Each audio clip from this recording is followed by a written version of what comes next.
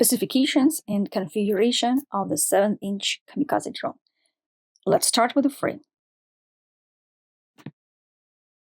The frame is the main part of the drone. Everything is mounted on it, and it largely determines how our drone will fly. Firstly, it provides rigidity, and secondly, it determines the main size. For us, it is 7 inches for all drones. Here are some recommended popular frames. On the left, there is Apex frame, important for HD, 7-inch, in the fly mode version. It is very important for the frame to be HD. This one is exactly like that. Great frame, very sturdy, we recommend it for training because it has thick arms, strong and high quality carbon. Overall, it is a high quality build. It is slightly longer and more complex than, for example, the Source 1, but it is indeed strong, and it's a big advantage for the frame. Next is Source 1 HD 7-inch. This is a frame from Ukrainian manufacturer. This is the first thing we started using, specifically Ukrainian. We started using it back in spring. Great frame, easy to assemble, very simple, without unnecessary details. The cuts are not as clear as in Chinese Apex because the equipment is simpler. But as they say, it does not affect the maximum speed. The frame is convenient, competitively priced comparing to Chinese frames, and everyone is satisfied. The next important thing that will also affect almost all the characteristics of the drone, except for the communication, of course.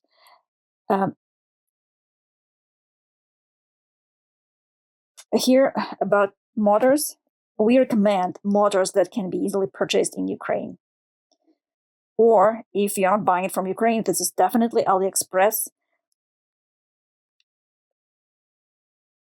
It often shows reliable and stable result. On the left, there are Yamaha's Seiko 2 motors, not bad motors. They're quite fast and sharp. It's great for racing, and not so good for Kamikaze drone, but still very good. Pilots often choose these motors because they provide sharper maneuverability. Flash Hobby 2808, also 1300 kV, more or less the same, actually manufactured in the same factory in China. They are a bit simpler, but they can pull slightly larger propeller pitch. They generate slightly less heat, and they have slightly higher efficiency. They are not as aggressive. Efficiency, if we calculate it in amps per gram or watts per gram. Overall, it's a great motor that can be found almost always in stock everywhere. Next, motors F90 to 8065 at 1300 kV. It was 0.7 in size, and here it's 0.65. Slightly smaller, but still quite efficient, has decent thrust, very aggressive, and the reason for its higher price, because it has higher build quality. It has better bearings, better assembly, more attention to detail, even to the packaging. Good motor, just a bit more expensive. For Kamikaze, it's not really that important, but if you cannot find the first two, the third one will be a decent option. Next, we have the stack. The stack consists of flight controller and ESC. We have PDB F405V3. There are V4 versions available now, but there aren't many of them yet, so we won't consider them. This is in principle the most popular and convenient stack used by most drone manufacturers. It's quite balanced with relatively low factory defect rate. It works as it should, and it's very convenient to work with in terms of soldering, assembly, basically everything. Most importantly, it comes fully equipped with everything necessary. The bolts, little connectors, nuts, cables, everything needed for the drone assembly. Next, we have video transmitters. We want video transmitters that are good quality. They may not be cheap because from the safety of military applications, it will largely depend on whether the drone will reach its destination or not. And this is essentially the difference in our build. What do we have here? All high-powered. So first we have the Rush FPV Solo Max at 2.5 watts. It's a video transmitter, you could say one of the favorites among the military because it was one of the first to start in this segment at 2.5 watts with active cooling. You can see a small fan there. It immediately gained popularity among the military. This is exactly what was needed, and that's what we had at that time. Next, we have Foxeer Reaper Extreme at 2.5 watts. More or less the same in terms of hardware. Inside, it's really a very similar composition, except that it doesn't have active cooling. This is a small problem in summer. But if, for example, you fly during the day in the heat, plus if it's around 30 degrees, it becomes a big problem. Because after about 5 to 10 minutes of idle time, the drone is just hovering and not flying. It starts to overheat, reduces its power to minimum. It can be critical, especially if you are not aware of it. Next, we have Jupiter C Maiden 5.8. Also has 2.5 watts. In terms of hardware, more or less the same. So the choice, those are the choices. It has a decent video transmitter overall. There aren't many reviews about it, but in terms of hardware, it's very similar. In terms of build quality, Jupiter C is good in terms of components. In principle, it stands out with good components. With this drone, the components have always been more or less good. And it is available, if it is available to you, we recommend this one. These are the 3 things that will definitely work.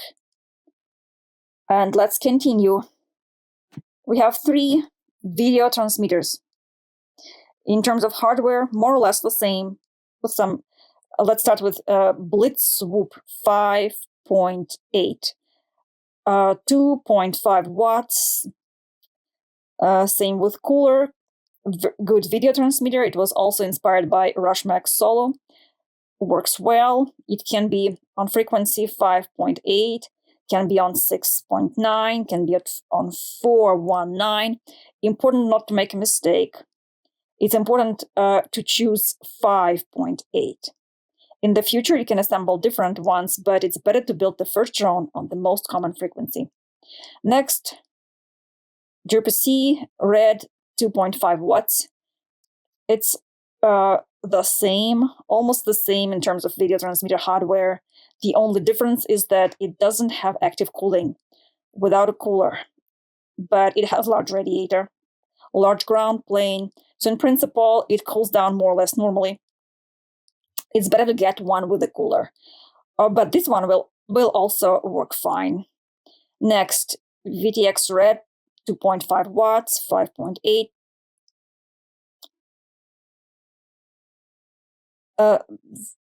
There are also different variations of its name. The good video transmitter, more or less the same as the previous ones that had cooler. The hardware inside it almost the same. The amplifier inside.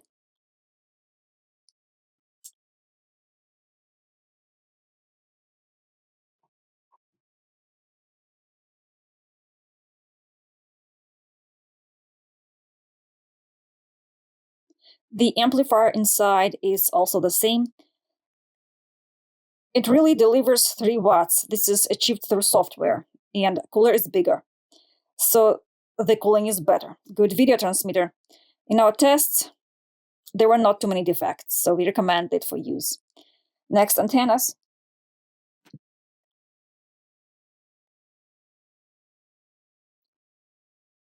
There we have fixed lollipop on a 15 centimeter stem with a SMA connector, which is important.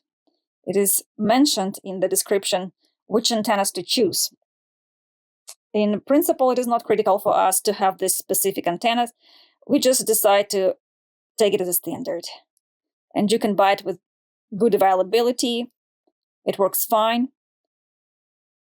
RAS, Rush Cherry.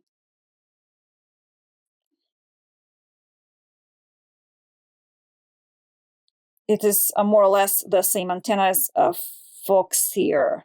The only thing we need to understand, we need an antenna with a long stem.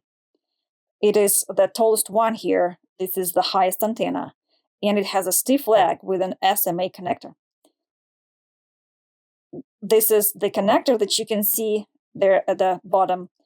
It's kind of golden. Next is Foxier Pagoda Pro 5.8, a good antenna.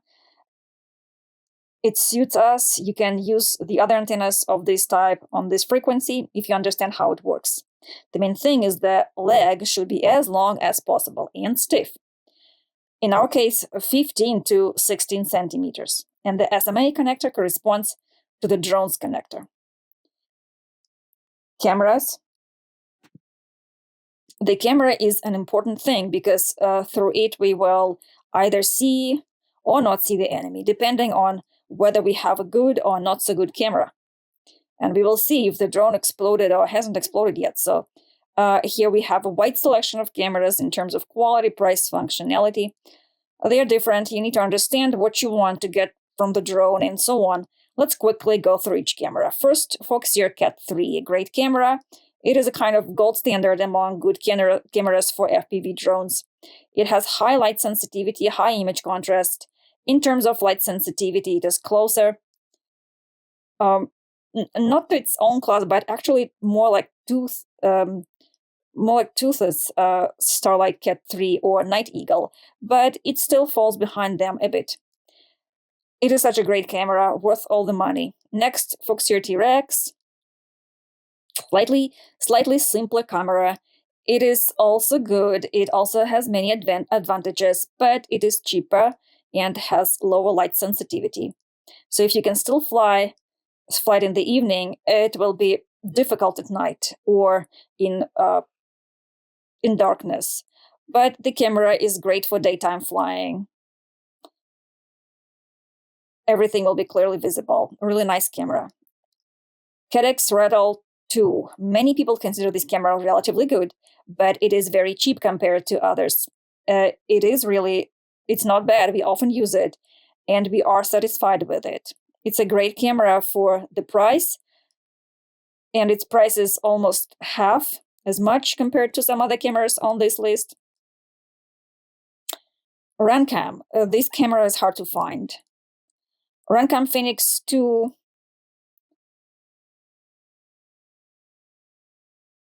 Essentially very similar camera to Cadex Rattle 2.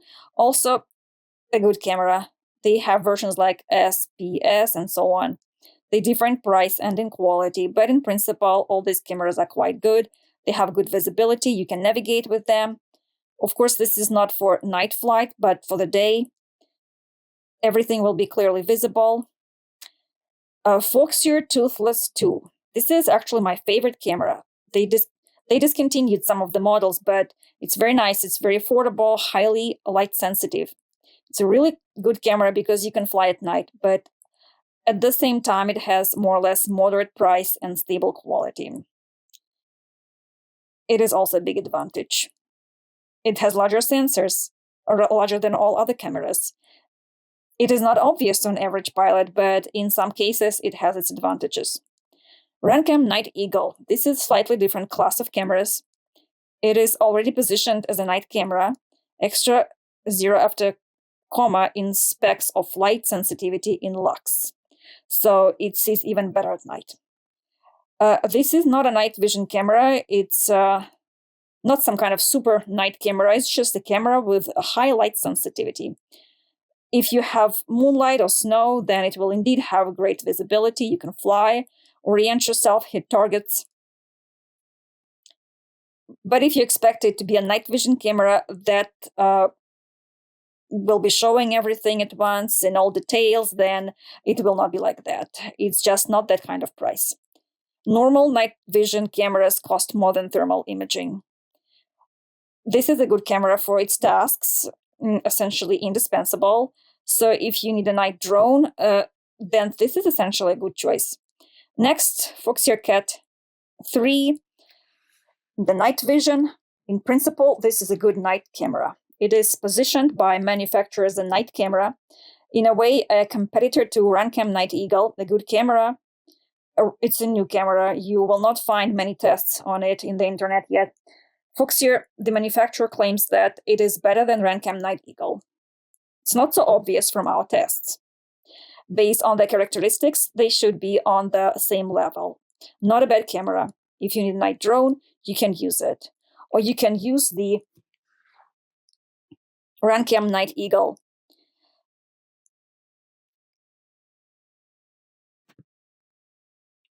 RX receivers. What we are going to look at here, these are diversity versions and the regular versions. And also separately, there's TBS Crossfire. So let's begin. First, we have Happy model and S900 Nano. It's such a small ELRS.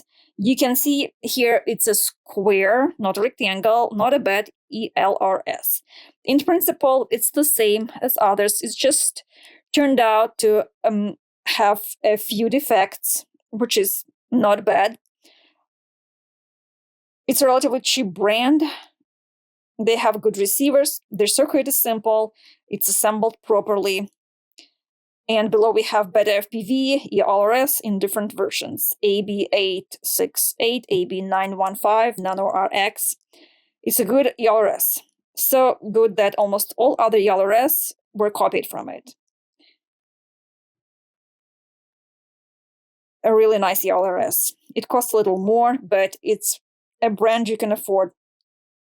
And it still has a normal price, reasonable price.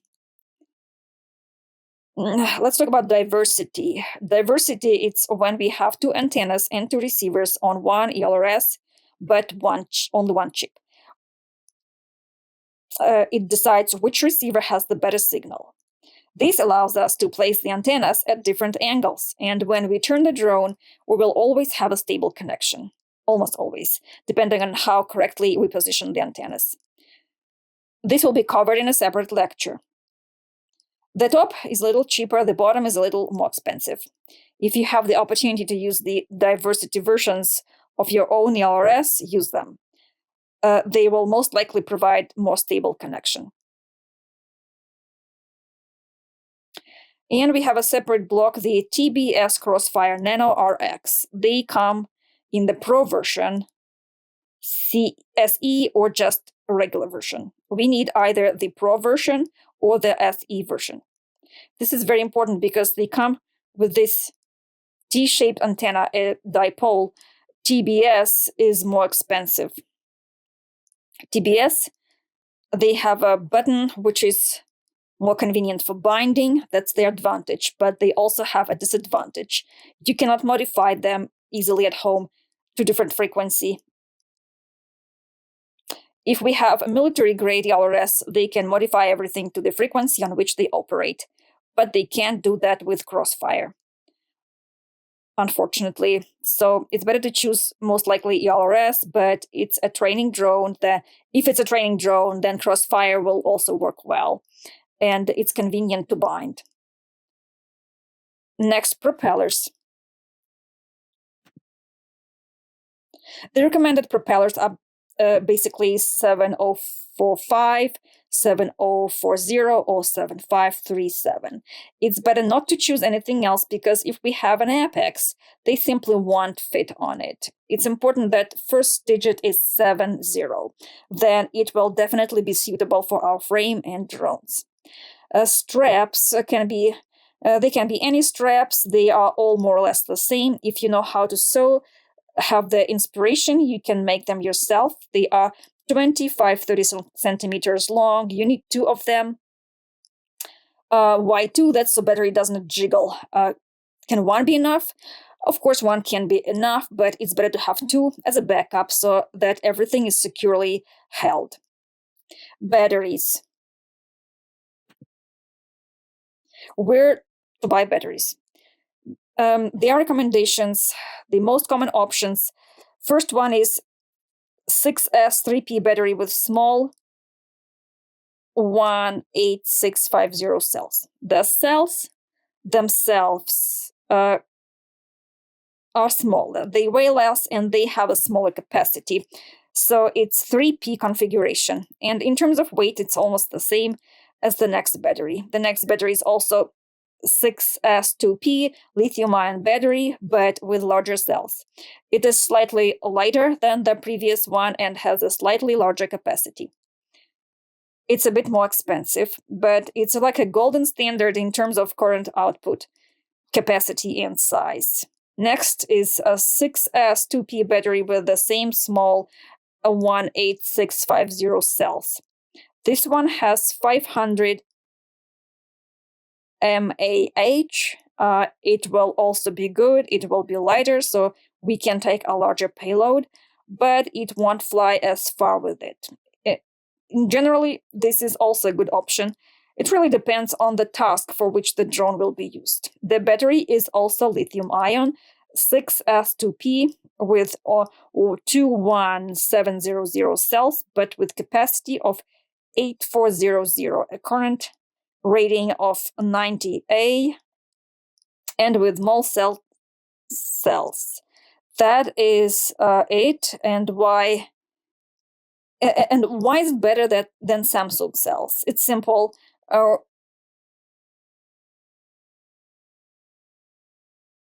We are in the same form factor, just for a little more money. We get a battery with high capacity and high current rating, so we can fly further and we can lift a larger payload. But it also depends on the drone itself. It's a great battery. It does cost more than the previous ones, but you will actually get a slightly higher percentage of increased flight range, longer flight time. And if there's a possibility, then it's if you can afford, it's really to buy a better battery. Next, we have the specifications of what we get depending on the battery that will be used. We have specifications of what we get depending on the battery that will be used. You can see the weight we can take. So in the first version, it's lighter, but with normal range, and this battery will be cheaper. The second battery is a standard ideal. It has long range of up to 12 kilometers. And if the pilot is experienced, they can fly even further. And the useful payload is 1 kilo. And then there's slightly smaller battery. We won't be able to fly as far, maybe 3-4 kilometers, maximum 5, but we can carry a weight of 1.5 kilo, which is 1.5 times more than the previous option. And sometimes it's important and it's necessary.